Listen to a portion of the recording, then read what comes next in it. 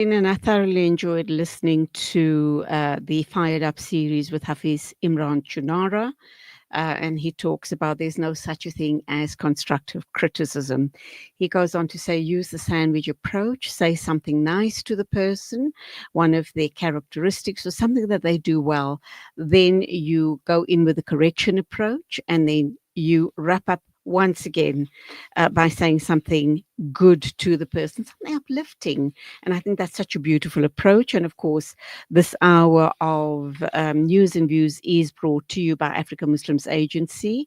And Hafiz Imran Chunara is a personal excellence mentor and CEO of Africa Muslims Agency. Do look out for all these very motivational clips every Mondays, Wednesdays, and Friday mornings right here on News and Views on Salam Media. And next up is Al Jama-ah's Gauteng Provincial Chairperson and former City of Johannesburg Executive Mayor, Councillor Thapelo Ahmad. And we are going to be talking about Al Jama-ah, their performance and their voter base. Assalamu alaikum to you, Thapelo Ahmad. Welcome to the program. Long time no speak. Alhamdulillah. Thapelo, can you hear me? Can you hear me? Yes, I can hear you now. Welcome. Am I audible? Yes, you are. I was still sneezing. Yeah. No worries, no worries. Nice to have you back. Alhamdulillah. Assalamu alaikum to you and the listeners at home. Okay, so let's dive into an important discussion. We do know that Al Jama-ah has contested in the recent Ward 82 by-elections, but didn't manage to make a significant impact. What's your initial reaction to the results, especially in areas like Westbury and New Clare that have a sizable coloured Muslim population? It depends on what lenses are you wearing to scrutinize the results of Al Jama-ah in particular in Ward 82. However, we, as Al Jama-ah, as a party, we are happy with the results, to be quite honest with you. If you look at the of the previous election, we've done almost 400% better than what we did. So we went there to put up a fight. We understood that we are contesting against bigger organizations or joint organizations. And we are going to put up a fight, and we need to ensure that we have a footprint in that particular community.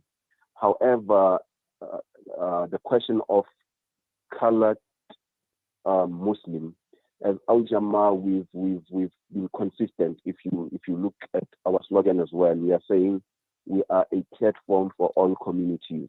What does that then mean? It means that we want to also dismantle the racial profile and the religious connotation, because we live in a democratic state and an inclusive society. We are fostering the inclusivity. You know, Islam it dismantles that racial profiling and racial connotation. So we position ourselves in a manner that we want to make it easier for the communities to also resonate, not just with us as Al Jama-ah, but as us first, predominantly an organization that is led by Muslims within the organization, so that we can be exemplary to our society. Okay, thank you for that. However, I'm going to focus on the coloured Muslim areas for the purposes of this interview. Now, we do know that Al Jama-ah has often presented itself as a voice for Muslim communities. That's how you started out. Why do you think that the party is struggling to maintain or grow support in historically coloured Muslim areas? We're not struggling. Rest assured that we're not struggling. Number one. Number two, the same way that Salam Media, let me use this citation as an example. The same way that Salam Media was formed from an Islamic point of view, and listening to the adverts and the background that is playing, you still play the music or the nasheed that resonates with Muslims. But I believe that Salam Media's audience is not only limited to Muslims. So as a party, we are in a trajectory of growth. And in the city of Johannesburg, we had 3 by-elections already. One is Lens. We had 2 in Lens. We won with a landslide. We lost a by-election in Annandale. And this is the 3rd by-election that we are participating in the city of Johannesburg, with an understanding or the pretext of us growing our support in the communities that we've never had a footprint. So we went to the Westbury, which is predominantly colored Muslim community. We did what we were supposed to do, and we emerged with, not victorious of course, but we emerged with the much anticipated outcome. So this is where we are. Maybe this question also might say, but Jama-ah had a press conference yesterday with other media houses, for argument's sake. And to clarify and to bring context on that particular press conference, we as the party, we were lobbied by the community of Westbury Ward 82 in particular. That said, we think there's a lot of discrepancies in this particular outcome of this by-election.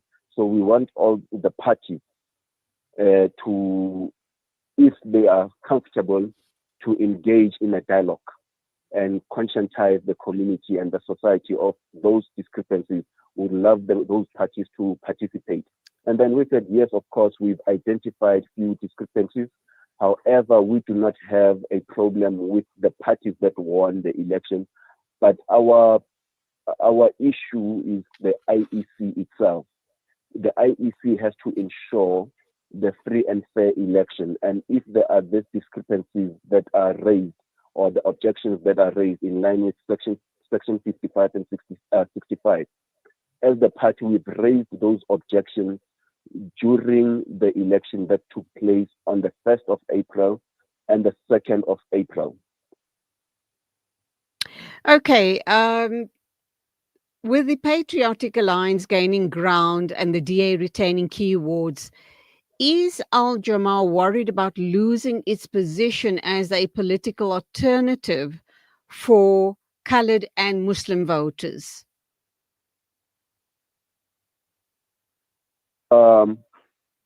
Like I said, dismantling the racial profile. We do not represent a race as a political organization, because issues of service delivery do not see or identify with race. Issues of service delivery, they affect every community member of the society. However, just to reiterate, Jama-ah, if you look at Jama-ah in the city of Johannesburg in particular, from amongst the other parties, Jama-ah is a party that has a ward from amongst many other parties, right?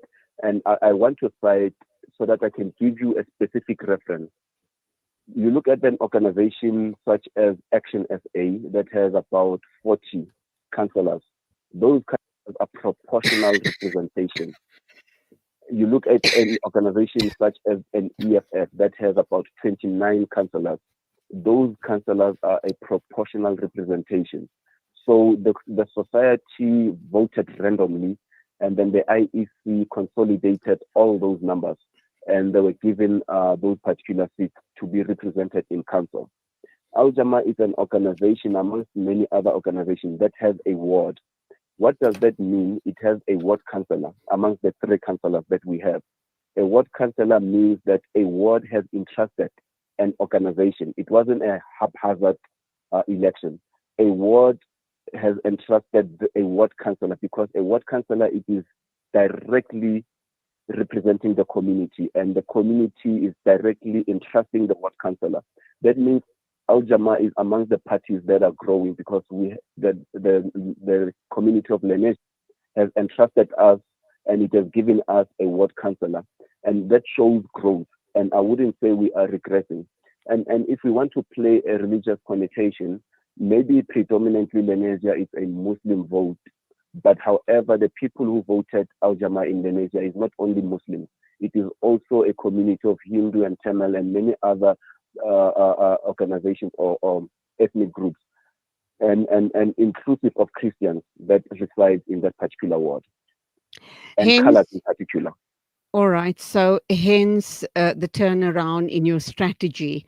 Um, and of course, you look at the local unit, government of local unity seems to have diluted Al Jama's distinct identity. And because of that situation, My your apologies, audible.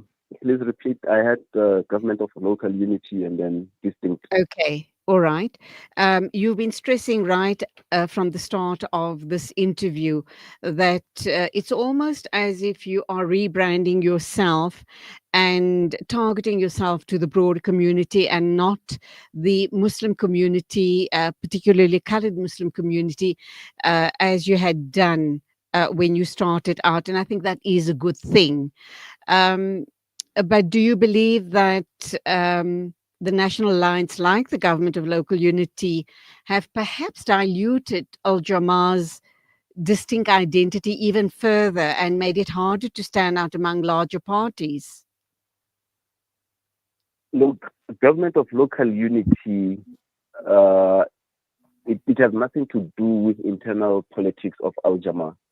And government of local unity is a platform where Al Jama can raise its voice. And the reason why we have joined the government of local unity is because the parties at the time, we started the government of local unity sometimes in prior to 2021 local general elections. In the previous term, where the Councillor Herman Mashaba was the mayor of the Democratic Alliance at the time, we ensured, with the assistance of many other organizations, that we have achieved to remove the DA from power. And I'm saying this, if you remember at the time, the Al Jama, if I'm not mistaken, we were the ones that tabled a motion to remove the DA speaker at the time, which assisted us to dismantle the white supremacist organization and the organization that is more aligned with Zionism. So our policies and our manifesto, it's represented in the government of local unity, independently from it being tampered with by other organizations. Of course, there isn't an outright majority winner in that space. So we tend to have persuasion. We constantly persuading each other on issues. We vote issue by issue, but not forgetting or neglecting the interests of the people that we are representing. So this is why where we are right now, Al Jama in the city of Johannesburg, government of local unity, we are given an opportunity to do an oversight on health and social development. We are running the portfolio committee of health and social development. And if you look at the national scale or national scheme of things, where Al Jama is represented on government of national unity, we have a deputy minister that represents the voice of the people that have voted for Al Jama, not limited, of course, because it's a fiduciary duty. We need to separate government from forums that constitute government. So we have a forum or a platform where we discuss political issues, where we sit on the table as a collective so that we can also assist government to set the tone or implement our manifesto. Compared to other parties that fielded high-profile campaigners like Helen Zille, do you believe that Al Jama invested enough energy and resources into campaigning in Ward 82? In Ward 82, we did whatever that we were supposed to do. Al Jama was the first organization that was able to put the first board on the lamppost, which is the campaign board. And for a period of 2 weeks, it was only the Al Jama board. Of course, yes, we need to introspect on how did we or why didn't we win. We need to go back onto the drawing board, do our SWOT analysis.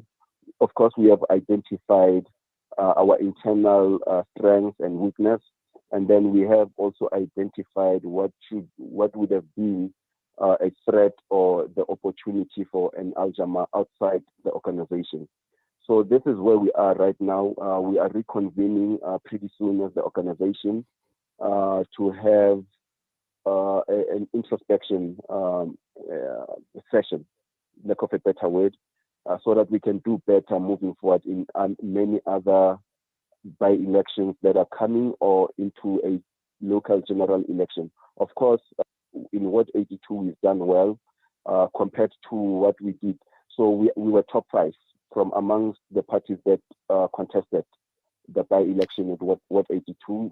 First was the Patriotic Alliance, the second was the ACDP, the third party was the Democratic Alliance, the fourth party was the African National Congress. Al-Jama emerged 5th. So it shows that at least there's a light at the end of the tunnel. Some critics say that Al-Jama hasn't offered enough practical solutions to issues like, and the big one we all know is unemployment, housing, and safety in colored areas. How do you respond to that? If you remember, when I was an MNC in the previous term, prior to 2021, when I was an MNC, I was deployed in Region B as a member of mayoral committee. I've done pretty well. You can go in that community today. Some of the people, they still resonate and they still recognize the face. And they will tell you without a shadow of a doubt that you did pretty well.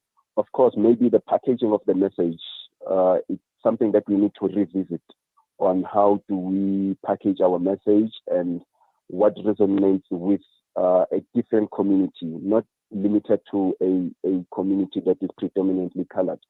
So Region B, I did pretty well. When I was the executive mayor at the time in the city of Johannesburg, I went to that region because I was familiar with the challenges, and we had a joint operation with Minister Pedicele that at the time we felt that it was prudent for us to have police visibility, and there are many other social ills in that particular community. That is, because of the time, we can't go into bits and pieces of those social ills. We've done pretty well now in Ward 82. Ward 82 didn't have a ward councillor for as long as I remember, to be quite honest, because the ward councillor, the late ward councillor, was bedridden. He was sick for a long of time, and the DA didn't remove him or didn't relieve him from his duties, unfortunately. And to be honest, we've done well. Currently there was an issue during the campaign. There was an issue of water outage. We went there, we assisted, we deployed water tankers. A team from Al-Jama made sure that we outsourced JoJo tanks. We placed some JoJo tanks in strategic areas in Thapelo. In as much as the community didn't see a need for us to bring JoJo tanks, some said, no, we don't want JoJo tanks. We want a permanent solution. But we said, this is a solution that we have for now temporarily while we're working on a long-term solution. And it was during the course of Ramadan, as a Muslim also, who understands drought or the thirst or the need to be hydrated or the need to be in a state of purity. Water was an essential. I remember even Helen Zille, when she came into that ward, she came with water that is branded Democratic Alliance, and they chased her away. We were never chased away by the community, fortunately. But a week after that, Helen Zille was chased away from that community because they led that ward for quite some time. And I think it was fair for the community to give everyone an equal chance, but they had their valid reasons why they would chase Zille out of the community. And then I think it is unfair for whichever critique, and I hope it's critiques that are living within the ward. We did whatever that we could put into place. Ramadan, Muslims are generous, alhamdulillah. People came in, they assisted us. We had an opportunity also to at least put a bread on the table for the people who are in need, who are destitute. Now, as I'm the one who's responsible for health and social development, I had an oversight program, a joint oversight program, so that we can cater solution for the social ills or social needs of the society. And the DA stifled that Democratic Alliance councillors. They collapsed that oversight committee. They said, why is it coinciding with the by-election? We want to use the state resources. And I'm openly saying this also to show that we are not aligned to any other organization. We might have been in the same press briefing with the Democratic Alliance, but it doesn't mean that we are aligned with the Democratic Alliance. We were in that forum because it's an issue of common interest. Okay, so do you believe that, and I did raise this in my previous question, the issue around unemployment and housing is huge in these poorer areas, Ward 82 being one of those areas. Do you believe that your party's current councillors and leadership reflect the lived realities of people in these areas? So you can ask anyone today in that ward. That ward was governed by the Democratic Alliance. Of course, those issues were raised, right? The issues of unemployment, a challenge of social housing. And the Patriotic Alliance that won the ward hasn't responded to those issues as yet because they were not in government in the ward.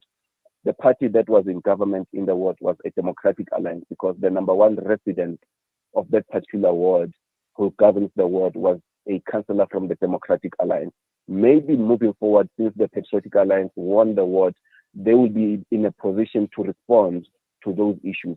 But in terms of Jama-ah, you can go, when I was an MMC responsible for health and social development, and my apologies, when I was responsible for planning, development planning, as a member of mayoral committee in the previous term, you can go, there's a place called Dulcie Flat,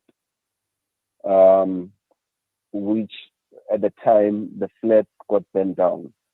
And now currently the people are living in the houses. They now calling the area Wendyville. We went there as Jama-ah, of course, through the government platform. We even got to an extent when I was overseeing Region B, there were RDP houses that were set aside for that particular community, especially those who have lost their houses or their flats. The community said, no, this is a heritage to us.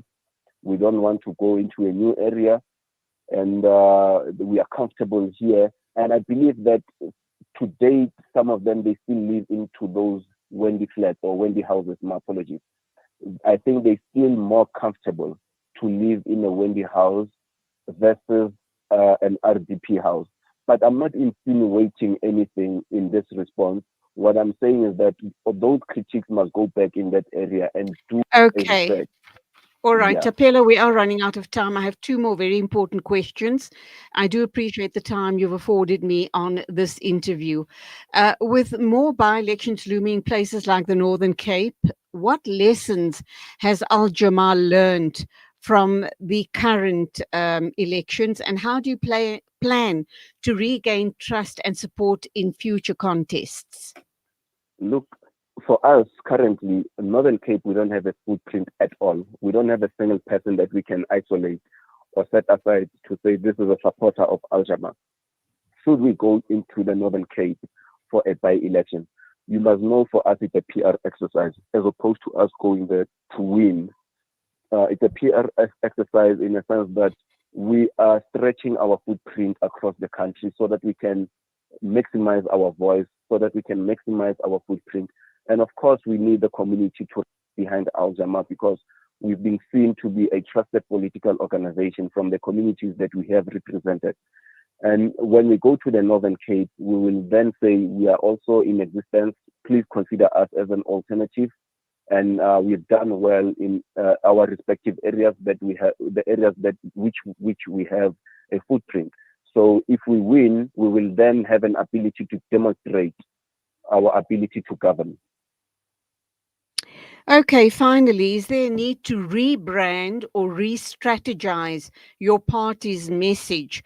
Because you kept telling me right at the beginning of the interview that you are now not only focused on the colored Muslim population, you have shifted your focus. So that does mean that it would necessitate rebranding or re-strategizing the party's message to better connect with the younger generation and evolving community needs. And let me also throw this final issue in, and that is um, knowing the needs of the people, the grassroots needs of the people. The biggest need, obviously, is unemployment. Is Al Jama looking at that rather than giving out hampers, try and create employment so that people can become more self-sufficient? Of course, if you remember our manifesto, we said first pillar of our manifesto was decent job, a decent job creation, right? And we are for a society that is self-reliable or self-sustainable. So if we're creating employment, it's a plus for us, right? We're gonna go in communities and give them something that is not sustainable. Or we're not gonna go to communities because we want to win a by-election. Then we tell the people that please vote for us. I'll give you 250. And then when you vote, when you cast your vote, you must take a picture of your ballot paper, and then you'll get your balance of whatever that we've promised you. We're not gonna go into communities and do that. We want to engage ourselves in a fair practice, and if we win, we win. And if we grow, of course, we are growing in a trajectory of growing and maximizing our support in communities. And when we are in an outright position of saying this is an opportunity for us to create employment through the stakeholders, not through government resources, through the stakeholders of the society as well. Because remember, government doesn't create jobs, but government creates an amicable, agile platform for stakeholders of a society to create employment opportunities, Okay. to create Unfortunately, industrialization. right. I Okay. have to leave it there, but just very quickly, yes or no? Are you rebranding and re-strategizing your party's message? Our party message has been consistent. We've never rebranded, we've never re-strategized. Of course, we were built or we were found in a mosque, and we represent all communities, to be Thank you quite honest. indeed.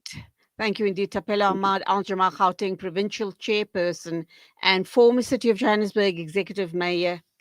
That, of course, is Councillor Thapelo Ahmad. Thank you indeed. It is exactly 9:47 on News and Views this Monday morning.